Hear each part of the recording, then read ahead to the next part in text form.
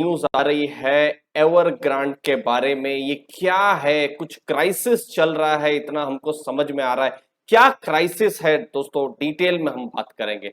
सबसे पहले एवरग्रांड के बारे में मैं आपको बताता हूं। दोस्तों ये एक प्रॉपर्टी डेवलपर है जो कि बिल्डिंग्स बनाते हैं, रेसिडेंशियल बिल्डिंग्स बनाते हैं और फॉर्च्यून 500 में भी इनका नाम है और चाइना में सेकंड लार्जेस्ट है।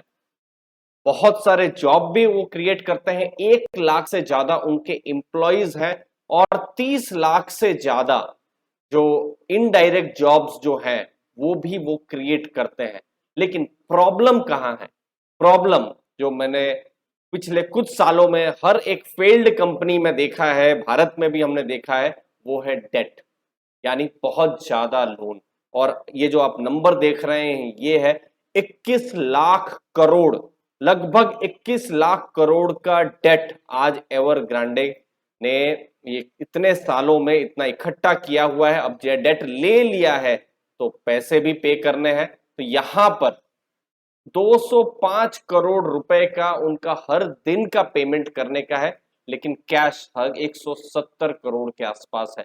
मतलब कैश जनरेट नहीं हो रहा है लेकिन डेट बढ़ रहा है। तब हो क्या रहा है कि इतना पूरे ग्लोबल मार्केट में चिंता हुई है? अब देखिए, सितंबर 23 बहुत पास है, आने वाला है। सितंबर 23 को 610 करोड़ का पेमेंट उनको करना है, इंटरेस्ट का पेमेंट करना है। और यहां पर एवरग्रांड जो है डिफॉल्ट कर सकती है और इसकी बहुत बड़ी संभावना है। अगर ये होता है तो हाउसिंग सेक्टर जो है एक तरीके से डोमिनोज की तरह नीचे नीचे गिरता जाएगा और चाइनीज इकोनॉमी में स्लो डाउन आ सकता है। अब हाउसिंग सेक्टर को प्रॉब्लम होती है तो कमोडिटी को प्रॉब्लम होगी। अब कमोडिटी मतलब क्या? जो रियल एस्टेट, घर बनाने के लिए स्टील चाहिए, तो स्टील का जो बिजनेस है उसको नेगेटिव इफेक्ट पड़ सकता है। बाकी हाउसिंग मटेरियल की जो बिजनेसेस जो है, पेंट्स है, सीमेंट है, इन सबको नेगेटिव इफेक्ट पड़ सकता है। तो एक साथ जो इकोनॉमी है उस पर फर्क नेगेटिव पड़ेगा, जो मैं आपको थोड़ी देर में बताऊंगा। तो कमोडिटी के प्राइसेस जो है ऑलरेडी 22% स्टील के प्राइसेस गिर चुके हैं। पिच ने रेटिंग को भी डाउनग्रेड कर दिया है और अब डाउनग्रेड के बाद डिफॉल्ट होना लगभग सही है।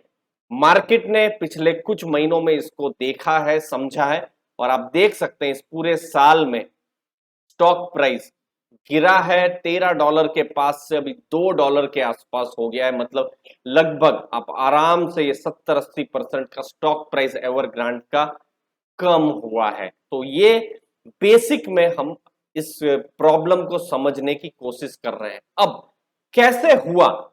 एवरग्रांड ने कहां गड़बड़ कर दी? सबसे पहले तो डेट ज्यादा ले लिए, मतलब लोन्स ज्यादा ले ली, जितनी हमारी शक्ति है उससे ज्यादा ले लिया और बहुत सारे बिजनेसेस में चले गए जो शायद उनको समझ में भी नहीं आ रहा था। जैसे जब आप बना रहे हैं, रियल एस्टेट बना रहे हैं, तो आपने इलेक्ट्रिक व्हीकल है, मीडिया कंपनी है, एक फुटबॉल स्टेडियम तक बना डाला जहां पर बहुत बड़ा जो रेवेन्यू है नहीं आ पा रहा है, लेकिन ये सब जगह में आपने अपना बिजनेसेस को शुरू कर दिया। तो इतने सारे जो बिजनेसेस शुरू कर दिए तो 200 बिलियन से ऊपर के लगभग 15 लाख करोड़ के आसपास के एसेट बना लिए, लेकिन वो एसेट को वो मोनिटाइज नहीं कर पा रहे हैं। और कुछ जगह में ऐसा भी कहने का है कि अंडर कंस्ट्रक्शन बहुत सारी प्रॉपर्टीज हैं जिसकी वैल्यू जीरो है। मतलब लोन तो ले ली है, लेकिन लोन हम क्यों लेते हैं? आप भी अगर लोन लेते हैं, बिजनेस लोन लेते हैं, कोई भी लोन लेते हैं तो कुछ काम करेंगे। मैंने माइक्रो फाइनेंस में देखा है, लोन लिया जाता है तो माइक्रो फाइनेंस के लोग कुछ काम करते हैं। अगर आप कोई बिजनेस लोन लेते हैं तो बिजनेस लोन अगर आपने 8% में लिया तो आपकी जरूर अपेक्षा होती है कि आप 15%, 20% कमाए, तभी तो। लेकिन लोन इन्होंने ले लिया लेकिन कोई भी एसेट कंस्ट्रक्ट नहीं हुआ है। तो अब क्या हुआ है? चाइनीज गवर्नमेंट ने क्रैकडाउन शुरू कर दिया है। क्रैकडाउन रूल्स को बहुत स्ट्रिक्ट कर दिया है। बोला कि अब लोन नहीं मिलेगा, मतलब लोन मिलेगा लेकिन आसानी से नहीं मिलेगा। बहुत सारे कंडीशंस लगा दिए, कैश फ्लो होना चाहिए, एसेट्स होने चाहिए। जैसे एक और है, जैसे नेटवर्थ आपकी डेट से ज्यादा होनी चाहिए। मतलब मैं एक एग्जांपल दूं, समझ लीजिए आपके पास 1 करोड़ रुपए है, ठीक है, और आप बैंक को कहे कि नहीं मुझे 2 करोड़ की लोन चाहिए, तो इतना पॉसिबल नहीं है। भारत में ऑलरेडी बहुत सारे स्ट्रिंजेंट रूल्स हैं, 1 करोड़ है तो नेटवर्थ है तो फिर 20-30 लाख ही अलग अलग लोन्स के लिए मिलते हैं। बट मैं एक एग्जांपल दे रहा हूँ, ठीक है, जैसे लैस है, लोन अगेंस्ट सिक्योरिटीज है, तो 50% लोन जाती है, गोल्ड में कुछ 70-80% की लोन जाती है। लेकिन मैं कहूं मेरे पास 1 करोड़ है लेकिन मैं 2 करोड़ की लोन लूंगा, ये चाइना में रियल एस्टेट में पहले पॉसिबल था लेकिन अब पॉसिबल नहीं है। तो सिमिलरली अभी हम यहाँ करोड़ की बात नहीं कर रहे हैं, यहाँ हम बिलियंस में बात कर रहे हैं, अरबों में बात कर रहे हैं दोस्तों। तो फंड्स को उन्होंने गलत यूज किया और अब बैंक ने भी एसेट को फ्रीज करना शुरू कर दिया है, लोन देना बंद कर दिया है, और जैसे हमने कहा रेटिंग ऑलरेडी डाउनग्रेड हो चुकी है। अब वो पैसा कैसे कमाते थे? पहले ही प्रॉपर्टी को सेल कर देते थे, लेकिन प्रॉपर्टी बनती ही नहीं थी, तो बहुत सारी यूनिट्स अभी भी बनी नहीं है। तो ये बहुत बड़ा प्रॉब्लम है और यहाँ पर मुझे बहुत दुख होता है, बहुत सारे चाइनीज लोगों की जो जिंदगी भर की जो कमाई है, जो उन्होंने एवरग्रांड में दी थी, उन्होंने इन्वेस्ट किया था अपनी प्रॉपर्टीज में, वो प्रॉपर्टीज बहुत सारी बनी ही नहीं है। ये एक बहुत बड़ा रिस्क है।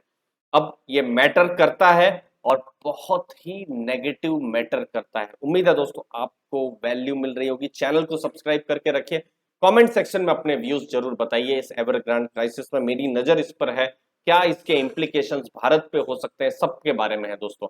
अब बैंक्स का एक्सपोजर बहुत ज्यादा है रियल इस्टेट की, ये जो 30% है दोस्तों, $30 मैंने लिख दिया, बहुत जल्दी जल्दी मैं वीडियो बनाता हूँ इसीलिए गलतियां हो जाती है, माफ कीजिएगा।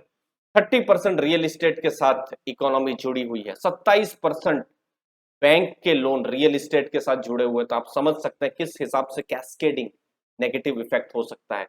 डेवलपर्स को अब पैसे मिल नहीं रहे हैं, बहुत सारे चाइनीज लोगों के जो पैसे हैं, जो वेल्थ का जो पैसा है वो प्रॉपर्टीज के साथ अटैच्ड है, सब में एक ग्रहण लग सकता है। तो एक बहुत बड़ी चिंता मुझे लगता है हो सकती है चाइना में, जहां पर बहुत सारे अनफिनिश्ड अनसोल्ड हाउसिंग सोसाइटीज दिख सकते हैं। अब गवर्नमेंट ने अब यहां पर बहुत सारी चीजें की है, कब पैसा पे होगा, लोकल गवर्नमेंट को तो पैसा मिल जाता है, वो अपनी लैंड को पे कर देते हैं, उनको मिल जाता है। डेवलपर्स क्या करते हैं? डेवलपर्स लोन लेते हैं, लोग लोन लेते हैं। अब लोन बढ़ रहा है लेकिन कोई भी एसेट प्रोड्यूस नहीं हो रहा है। गवर्नमेंट को तो बस पैसा मिल गया लेकिन डेवलपर और लोग कहीं ना कहीं फंस गए। आगे रिस्क क्या हो सकता है जिसपे हमारी आपकी नजर है?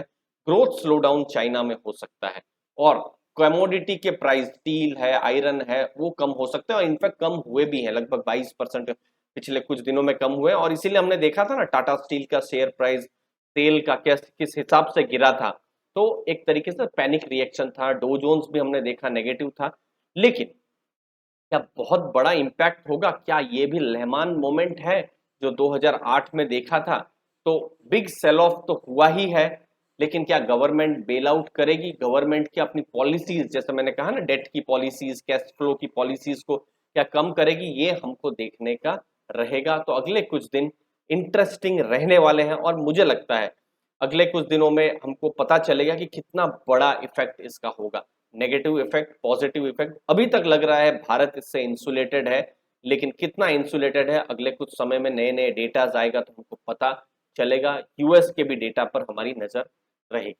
आपके समय के लिए दोस्तों बहुत बहुत धन्यवाद। उम्मीद है आपको वैल्यू मिली होगी इस वीडियो से। आपके टाइम के लिए बहुत बहुत धन्यवाद। थैंक यू वेरी मच दोस्तों।